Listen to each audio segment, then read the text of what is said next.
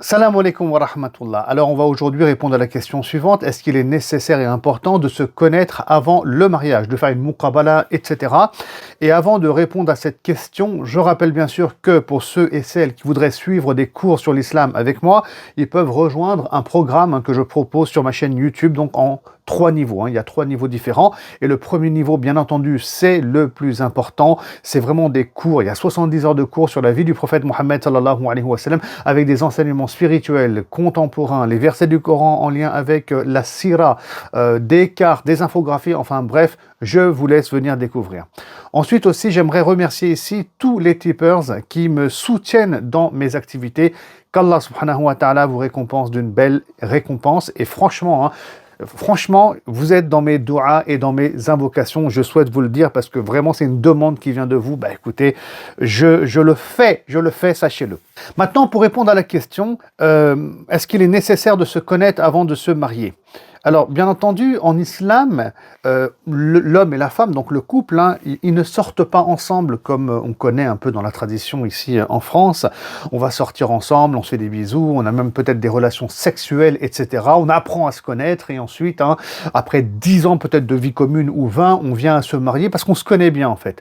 Alors, cette vision-là, écoutez, c'est pas la vision de l'islam, car dans notre religion, il est important, si vous voulez, de se marier. Donc il y a une promotion qui est faite du mariage, mais avoir des relations sexuelles en dehors de ce cadre-là, comme on le sait, c'est interdit dans le Coran. Ça c'est un point. Donc il n'y a pas cette culture de on va sortir ensemble, on va faire tout plein de choses et on n'est pas dans un cadre de mariage. Donc ça c'est un point. Par contre, bien sûr que aussi c'est logique qu'on veuille connaître la personne, donc la fille ou bien la fille qui voudrait connaître l'homme. C'est logique. Donc, est-ce que maintenant cette connaissance, elle se fait parce qu'on a des relations sexuelles ou bien parce qu'on sort ensemble ? Non, en islam non. Il y a quand même ici, si vous voulez, une connaissance qu'on doit avoir de la personne en faisant une petite recherche sur elle, c'est-à-dire on va chercher à savoir un peu, un minimum, ce qu'il en est de sa réputation. Est-ce que la personne, elle est violente? Est-ce qu'elle est agressive? Parce que là, on serait dans un mariage finalement catastrophe. D'accord? Mais alors attention, je dis bien, on va chercher à connaître sa réputation, subhanallah, mais présente et actuelle. C'est-à-dire que avant, elle était ce qu'elle était, la personne. Oui, elle a peut-être fait tauba, elle a refait sa vie. Enfin, on va pas fouiller dans le passé de la personne. Non, ça se fait pas. On regarde le présent, aujourd'hui, qu'est-ce qu'elle est, cette personne-là. Les individus, ils changent. Donc ça aussi, il faut le souligner. Et Dieu sait qu'il y a tellement de détails à souligner. Donc l'idée vraiment, c'est qu'on ne tombe pas sur quelqu'un qui va détruire notre avenir. Un homme ou une femme, ça va dans les deux sens, qui viendrait détruire notre avenir. Donc quand même, il y a un minimum et là, on fait attention.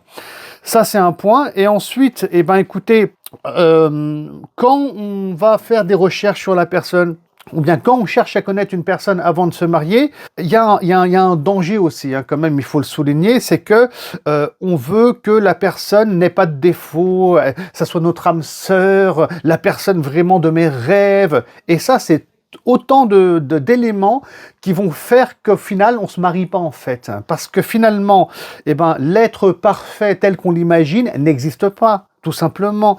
Et un être parfait aussi, d'accord, n'existe pas. On a tous des défauts. Il y en a qui sont moins patients que d'autres. Il y en a qui sont moins reconnaissants que d'autres. Il y en a, ils s'emportent un peu plus vite que d'autres, comme Omar ibn al-Khattab, radiallahu ta'ala anhu, qui avait un tempérament fougueux. Et donc, si on cherche cet être parfait, et c'est là qu'on va faire des recherches, et on va discuter muqabala et tout ça, écoutez, on va jamais se marier. Parce qu'il n'existe pas. Le prince charmant n'existe pas, ni la princesse charmante, appelez-la comme vous voulez, ça n'existe pas. On est comme on est, voilà, on est comme on est, et on va, dans un couple, avancer avec nos défauts, avec nos imperfections. Voilà, tout simplement, et on va se construire ensemble, et c'est des influences qui sont positives d'ailleurs. Les différences entre les gens, là aussi j'aimerais souligner un point, parce que souvent on veut se marier avec quelqu'un qui soit vraiment comme nous. Non, non, franchement, des fois, vous savez, c'est très bien qu'il y ait une personne qui soit différente de vous. Ça vous permet d'avoir des avis différents, des visions différentes par rapport à une problématique qui est vécue. Non, non, ça vient enrichir. Les différences, attention, viennent enrichir et ça, il faut le rappeler ici. Ensuite, certains diront, mais non, non, c'est important de se connaître avant le mariage, comme ça au moins on va éviter le divorce, on se connaît, on sait vers quoi on va. Mais non, c'est faux, c'est faux. Tout ça, c'est fictif, c'est dans la tête des gens. D'ailleurs, il y en a beaucoup qui divorcent, même en France, bien que les gens, avant de se marier, ils aient leur vie commune, etc., ils vont divorcer. Donc le divorce n'a aucun rapport avec le fait que est-ce que je connaissais la personne avant de me marier bien comme il faut ou pas. Il y a des gens, ils se connaissent à peine, et on voit ça des fois au bled, hein, et ils vivent très bien leur vie, ça fait 40 ans qu'ils sont mariés, etc. C'est en étant dans le même appartement, en vivant avec la personne et on dort ensemble et on se réveille ensemble le matin, qu'on va vraiment apprendre à connaître l'individu et la personne. Quant au divorce, encore une fois, écoutez, malheureusement, ça arrive et donc qu'on se connaisse avant le mariage ou qu'on ne se connaisse pas, ça va vraiment pas, mais alors vraiment pas régler ce problème-là. Ensuite, les muqabala. Est-ce que c'est important ? Ça sert à quoi ? Très sincèrement, au risque de choquer un peu, moi je pense que les muqabalas, ça sert pas à grand chose, presque à rien en réalité. Donc on va venir avec tout plein de questions, etc. D'ailleurs, c'est même pas une sunna du prophète Mohammed, sallallahu alayhi wa sallam. J'ai pas souvenir qu'il y avait ce qu'on appelle des muqabalas, où l'homme il est là, la femme, il y a 30 000 questions qui sont posées par les uns et les autres, on apprend à se connaître, etc. Non, au contraire, en fait, plus il y a des questions qui vont être posées, plus on attend des réponses bien précises, moins il y en aura, bien entendu, parce qu'on est différents, et finalement, plus il y aura pas de mariage. Et Shaitan, il est content. Franchement, laissez tomber tout ça, les muqabala et machin. Alors en fait, il faut juste aller à l'essentiel, c'est-à-dire quelle est ta relation à Dieu, ça c'est une question, hein. Est-ce que tu fais la salat? Qu'est-ce qu'il en est des piliers de l'islam? Là, on est quand même sur quelque chose de très basique, et ça encore, c'est quand on a la foi et qu'on est musulman, d'accord? Et là, c'est quand même important qu'on soit sur les mêmes longueurs d'onde. Et puis ensuite, c'est quoi tes priorités dans la vie? Je veux dire, qui t'es? C'est quoi les priorités dans ta vie? Quels sont tes souhaits? Quels sont tes rêves? Mais ça s'arrête là, d'accord? Mais pas besoin d'aller dans des détails pas possible, parce que c'est sûr et certain qu'on va être différents. Et ces différences, des fois, elles font peur, et là, on ne se marie pas. Donc, pas besoin de poser 1 milliard de questions, on apprend à se connaître.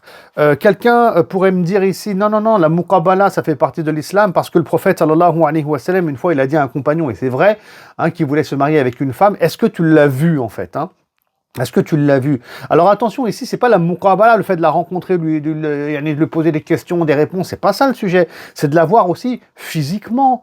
L'homme, donc son épouse, et ça va dans les deux sens, encore une fois, il faut toujours le dire et le répéter, c'est-à-dire que la femme aussi, elle va regarder l'homme, parce qu'on, quand même, le physique, on est des êtres humains, il y a quand même un aspect naturel, parce que si physiquement, il y a un dégoût, ou voilà, non, ça m'intéresse pas, ça va pas, ça risque de ne pas le faire sur le long terme, en fait. Et donc, quand même, c'est important que l'homme voit son épouse, et vice-versa, afin qu'il y ait quand même, déjà sur un plan visuel, au moins ce minimum-là, il soit quand même présent. Je veux dire, elle me plaît, ça va déjà, dans son élégance, dans sa manière d'être, dans son physique, et lui me va aussi. Voilà, donc c'est ça qu'il dit ici, le prophète sallallahu alayhi wa sallam, bien sûr, lorsqu'il invite à regarder la personne en face. Il ne faut pas non plus être dans un extrême, dans l'inconnu total, je ne sais pas qui est la personne avec qui je vais me marier, je ne l'ai jamais vu, non. Ça, c'est extrêmement dangereux, bien entendu.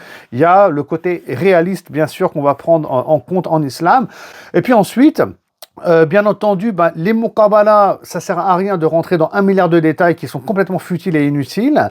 Mais par contre, ce qui va être super important, c'est qu'il va s'armer, et on va devoir s'armer de confiance en Dieu. Vous voyez, donc le tawakkul en Allah subhanahu wa ta'ala, et pas de prise de tête. Et je le dis et je le répète, la réussite finalement, à mon sens, dans un mariage, c'est suite aux valeurs qu'on va porter. C'est les valeurs.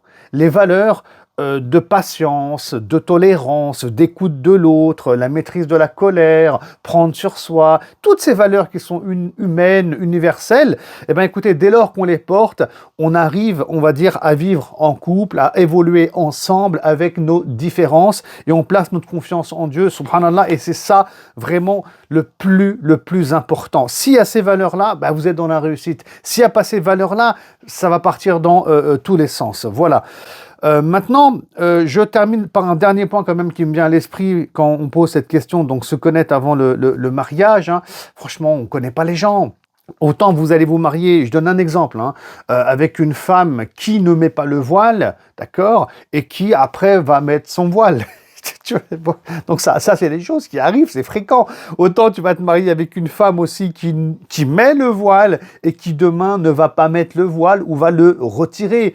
D'accord, donc attention, je le dis, je le répète, on se marie donc pas avec une chose ou un objet, ou non, on se marie avec un être humain qui porte des valeurs, qui a une foi. Il faut prendre tous ces éléments-là qui sont majeurs et vraiment des fondamentaux hein, en compte. Ça passe avant toute chose.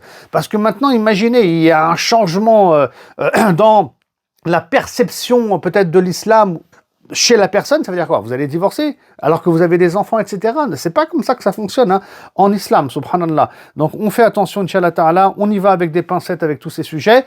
L'idée c'est voilà d'évoluer ensemble à al-birri wa taqwa, donc sur la crainte d'Allah subhanahu wa ta'ala et donc sur la piété. Je vous dis à très bientôt pour une prochaine et nouvelle vidéo. Assalamu alaikum wa rahmatullah.